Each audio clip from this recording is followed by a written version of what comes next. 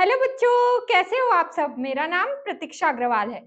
आप सब मुझे प्रतीक्षा मैम बुला सकते हैं। महत्वपूर्ण सवाल की इस सीरीज में हमारा पहला वीडियो मतलब संख्या पद्धति जा चुका है। जिन्होंने नहीं देखा है वो देख लीजिए। जो देख चुके हैं होप आपको सब समझ आ गया होगा। जो नहीं समझ में आया है आप पूछ सकते हैं। अब हमारा दूसरा चैप्टर है महत्तम समापवर्तक और लघुत्तम समापवर्तक, यानी कि एचसीएफ एलसीएम, मस और लस। ठीक है, तो हमारा पहला सवाल है 24, 36 और 42 का लघुत्तम समापवर्तक क्या है। तो क्या निकालना है, इन संख्याओं का लघुत्तम समापवर्तक निकालना है, यानी कि लसा निकालना है। तो लसा कैसे निकालते हैं, जो संख्या दी है उसको लिख लेते हैं 24, 36 और 42। तो स्टार्ट करते हैं इसको भाग देना सबसे छोटी अभाज्य संख्या से। तो सबसे छोटी अभाज्य संख्या क्या है, 2। तो 2 एकम 2, 2 दूनी 4, फिर 2 एकम 2, फिर 2 अट्ठे 16, 2 दूनी 4, 2 एकम 2, फिर ये 2 से भाग जाएगा। जब तक इनमें से एक भी संख्या 2 से भाग जा रही है तब तक हम इसे 2 से भाग देते रहेंगे। तो 2 छक 12, 2 नी 18, और ये भाग नहीं जाएगा तो इसको वैसे का वैसे लिख देंगे। तो अभी भी एक संख्या 2 से भाग जा रही है, 2 तिया 6, फिर 9, फिर 21। अब इसमें से एक भी संख्या आपकी 2 से भाग नहीं जा रही है। तो अब हम आगे बढ़ेंगे, अब भाग करेंगे 3 से। 3 एकम 3, 3 तिया 9, 3 सत्ते 21। ठीक है, तो अब ये फिर 3 से भाग जाएगा, फिर अब ये जाएगा 7 से। मतलब आपको ये समझना है कि स्टार्ट करना है सबसे छोटी अभाज्य संख्या से। इनमें से जब तक एक भी संख्या 2 से भाग जाएगी तब तक भाग देते रहना है, जैसे यहाँ किए। फिर यहाँ 3, 9, 21, तीनों ही 9 से भागने जा रहा था, तो फिर हमने 3 से शुरू किया। फिर ऐसे ही जब तक 3 से भाग जाएगी एक भी संख्या तब तक 3 से देते रहना है। तब तक करना है जब तक यहाँ 1 नहीं आ जाता। फिर उत्तर लाने के लिए ये सभी जितनी भी संख्या है जिनसे हमने भाग किया सबको गुणा कर दो। क्या है, 2 दूनी 4, 4 दूनी 8, 8 तिया 24, 24 तिया 24 इंटू 7 तिया 21 कर दो। तो क्या 24 और 48। तो हमारा उत्तर क्या हो गया, 4015। तो हमारा उत्तर हो गया 504। तो बच्चों लघुत्तम समापवर्तक में हमें किसी भी संख्या को तब तक भाग देना है जब तक यहाँ पर शेषफल 1 नहीं हो जाता, और स्टार्ट हमें सबसे छोटी अभाज्य संख्या से करना है। तो अब हम देखते हैं हमारा अगला सवाल क्या है। हमारा अगला सवाल है 18 और 30 का महत्तम समापवर्तक क्या ज्ञात कीजिए। तो क्या करना है, इन दोनों संख्याओं का महत्तम समापवर्तक ज्ञात करना है। तो कैसे करते हैं देखते हैं। जैसे लघुत्तम समापवर्तक के लिए लिखते हैं वैसे ही लिखना है इसको भी, 18 और 30। बस इसमें ये है कि ये दोनों संख्याएं जिससे भाग जाती रहेंगी इसको तभी तक भाग देना है। जैसे लघुत्तम में अपन ऐसे नहीं करते हैं। तो शुरुआत किससे करेंगे, 2 से। तो 2 निया 18, 2 एकम 2, 15। फिर ये 2 से भाग नहीं जाएगा, अब ये 3 से जाएगा। तो क्या हो गया, 3 तिया 9, 3 पछे 15। तो अब ये दोनों किसी भी एक संख्या से भाग नहीं जाएंगे, तो अब इसको हम ऐसे ही छोड़ देंगे और ये दोनों को गुणा करने पे जो उत्तर आएगा वो हमारा उत्तर होगा। मतलब महत्तम समापवर्तक में जो भी संख्या दी हुई है वो एक ही संख्या से भाग जानी चाहिए, उसे उतना ही हल करते हैं। जैसे यहाँ पर ये दोनों में से दोनों एक संख्या से भाग नहीं जाएगा, तो हमारा उत्तर है 6। तो हमारा उत्तर हो गया 6। तो लघुत्तम समापवर्तक और महत्तम समापवर्तक समझ में आया कैसे करना है। चलो आगे बढ़े। क्या है, दो अभाज्य संख्याओं का एचसीएफ हमेशा क्या होगा। तो ये क्या पूछ रहा है आपको, दो अभाज्य संख्या जो किसी से भी भाग नहीं जाती उनका एचसीएफ यानी कि महत्तम समापवर्तक क्या होगा। तो क्या है, दो अभाज्य संख्या कोई सी भी ले लो, 2 और 3 ले लो। तो क्या है, ये किसी से भी भाग नहीं जाएगा, तो अपन को कैसे करना है, महत्तम समापवर्तक क्या होगा, ये सिर्फ एक से जाएगा, एक के अलावा किसी से नहीं जाएगा, तो इसका उत्तर क्या होगा? एक। तो बच्चों कभी भी पूछे दो अभाज्य संख्याओं का महत्तम समापवर्तक, तो क्या आंसर करना है, क्या उत्तर देना है? एक।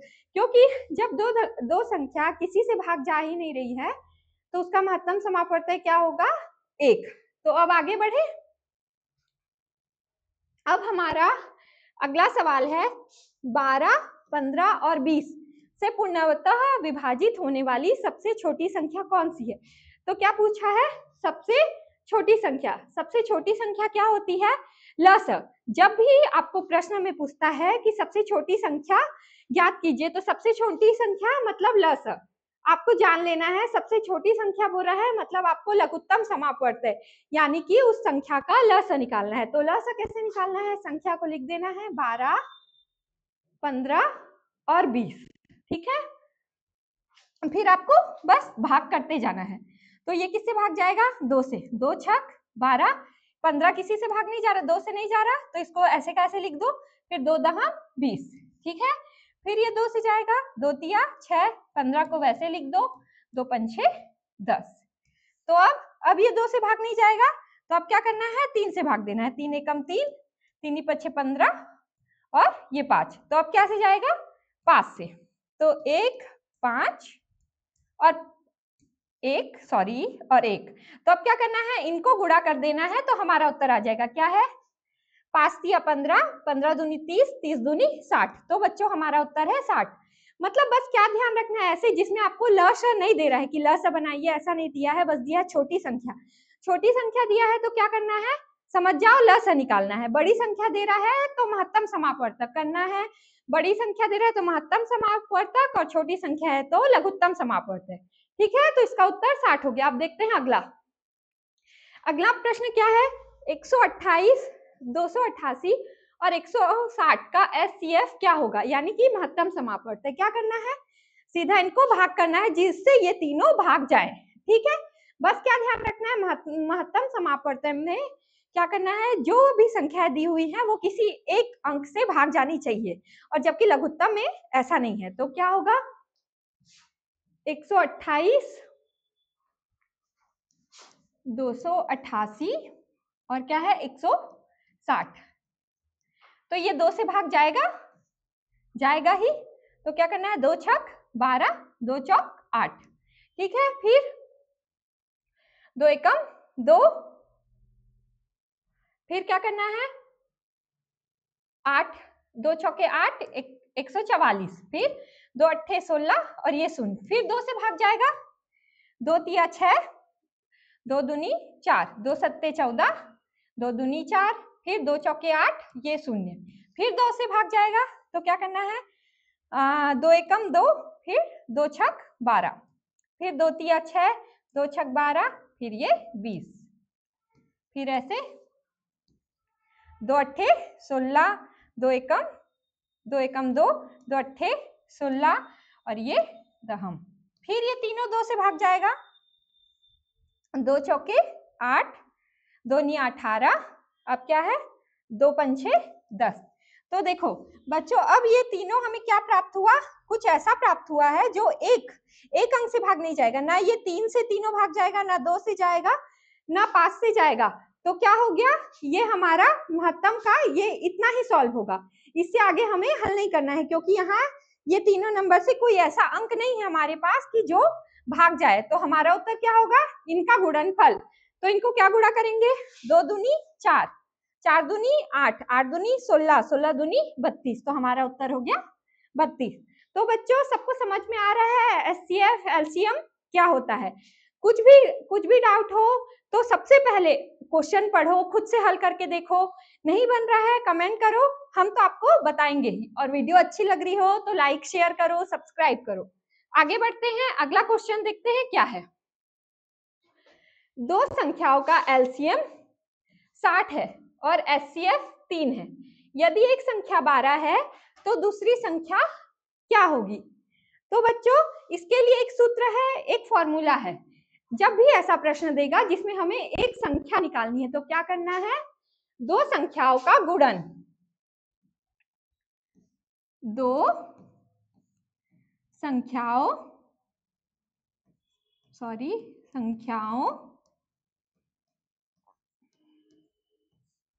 का गुणा बराबर लस गुणित मस। तो इसमें एक संख्या दी हुई है हमारे पास, ठीक है, और दूसरी संख्या को हम क्या मान लेते हैं, x। तो हमारा लस और मस क्या दिया है, 60 और 3। तो अब क्या करेंगे, इसको सॉल्व करेंगे तो क्या करेंगे, पक्षांतर x बराबर 60 गुणित 3/12। अब इसको हल कर लेते हैं, 3 एकम 3, 3 चौके 12, फिर 4 एकम 4, फिर 2, तो हमारा उत्तर हो गया 15। बस बच्चों, इस टाइप के क्वेश्चन के लिए आपको ये सूत्र ध्यान रखना है कि इसको कैसे हल करना है, तो आपको तुरंत चुटकियों का खेल है, आप तुरंत सॉल्व कर लोगे। तो ये समझ में आया, होप मुझे लगता है आपको लसा और मसा एकदम क्लियर होगा। फिर भी कोई परेशानी है तो जरूर पूछना, मैं आपको फिर से बताऊंगी। आगे बढ़े, हमारा अगला प्रश्न है, 3 घंटियां क्रमशः 12, 15, 18 मिनट के अंतराल पर बजती हैं। यदि वे सुबह 9 बजे एक साथ बजी थी तो अगली बार कब एक साथ बजेंगी। तो क्या पूछा है, 3 घंटियां क्रमशः 12, 15 और 18 मिनट में के अंतराल में बजती हैं। मतलब ये घंटियां 12, 24, 36 ऐसे बजती है, ये बजती है 15, 30, 45 और भी आगे 18, 36, 54 और भी आगे तक बजती है। लेकिन हमें ऐसा एक समय खोजना है जब ये एक साथ बजे, जब ये एकदम एक साथ बजे, मतलब कोई ऐसा समय जो ऐसा नंबर जो ये तीनों के पहाड़े में आता हो। तो सबसे पहली बार वो साथ में कब बजी थी, 9 बजे बजी थी। तो अब क्या करना है अपन को, खोजना है जो तीनों के पहाड़े में आता हो। तो क्या करना है, लसा निकालना है। तो सबसे पहले क्या करेंगे, भाग देंगे, ठीक है। तो शुरू करें, क्या क्या है हमारा संख्या, 12, 15 और 18, ठीक है। तो शुरुआत करें 2 से, 2 छक 12, 15 नहीं जाएगा, 2 निया 18, फिर 2 तिया 6, 15 और 9, फिर 3 से जाएगा, 3 एकम 3, 3 पछे 15 और 3 तिया 9, फिर 3 से, फिर 5 से। तो बच्चों अब सबको गुणा करेंगे, क्या उत्तर आता है देखते हैं। 5 तिया 15, 15 तिया 45, फिर क्या हो गया, 2 दूनी 4, 45 इंटू 4 क्या हो गया, 4 पंछे 20, 2 4 चौक 16 और 2 18। अब क्या करेंगे, 180 क्या आ गया, मिनट आ गया हमारे पास, 180 नंबर आ गया। तो अब इसको क्या करेंगे, एक घंटे में कितने मिनट होते हैं, 60 मिनट होते हैं, उससे भाग दे देंगे 180 और 60। तो क्या हो गया, 6 त्रिक 18। तो अब क्या बोला है, पहले वो कितने बजे बजी थी, 9 से, 9 बजे। तो अब क्या करना है हमें, ये जितना उत्तर आया उसको 9 से 9 में जोड़ देना है। तो क्या हो गया, 9 प्लस 3 क्या हो गया, 12। तो वो अगली बार कब बजेगी, 12 बजे, ठीक है बच्चों, समझ में आया। बस ये ध्यान रखना है कि हमसे पूछ रहा है एक साथ कब बजेगी अगली बार, मतलब ये कोई ऐसा अंक निकालना है हमें जो ये तीनों के पहाड़े में आता हो, क्योंकि तभी तो वो एक साथ बजेंगी जब तीनों के पहाड़े में वो अंक आएगा। तो ये हो गया लसा। बस क्वेश्चन को ध्यान से पढ़ो, समझो, नहीं समझ में आए तो बार बार पूछो, लेकिन अपना डाउट क्लियर करो। तो अब आगे बढ़े, अब हमारा अगला सवाल है, वह सबसे छोटी से छोटी संख्या ज्ञात कीजिए जिसे 8, 12 और 16 से भाग देने पर प्रत्येक दशा में 3 शेषफल बचे। तो क्या बोल दिया, ये तो क्वेश्चन में ही बोल दिया छोटी से छोटी संख्या, मतलब सबसे छोटी संख्या, मतलब क्या बताया मैंने आपको, लसा निकालना है। तो लसा तो हम बहुत बार निकाल चुके। तो संख्या क्या दिया है हमारे पास, 8, 12 और 16। तो इनको भाग दे देते हैं, 2 चौके 8, 2 छक 12, 2 अट्ठे 16, फिर 2 दूनी 4, 2 तिया 6 और ये 2 चौक 8, फिर 2 एकम 2, 3, फिर ये 2, फिर 2 3 1, फिर ये क्या से जाएगा 3 से। तो अब क्या कर देना है, सबको गुणा कर देना है, तो हमारा उत्तर आ जाएगा क्या है, 2 दूनी 4, 4 दूनी 8, 8 दूनी 16, 16 तिया 48। तो बच्चों वो नंबर क्या होगा, 48 होगा, जो प्रत्येक दशा में 3 शेष बचे, मतलब 48 नंबर होगा। बस बच्चों लस और मस में क्या ध्यान रखना है, लस में बोलेगा सबसे छोटी से छोटी संख्या बताओ और मस में बोलेगा सबसे बड़ी से बड़ी संख्या बताओ। तो बच्चों आज के लिए इतने ही क्वेश्चन। होप, मुझे आशा है आपको समझ में आया होगा। आपको और कोई परेशानी है कमेंट कीजिए, और कोई आपका क्वेश्चन नहीं बन रहा है मैं आपके सारे डाउट क्लियर करूंगी। चलो आज के लिए इतना ही, बाय बाय।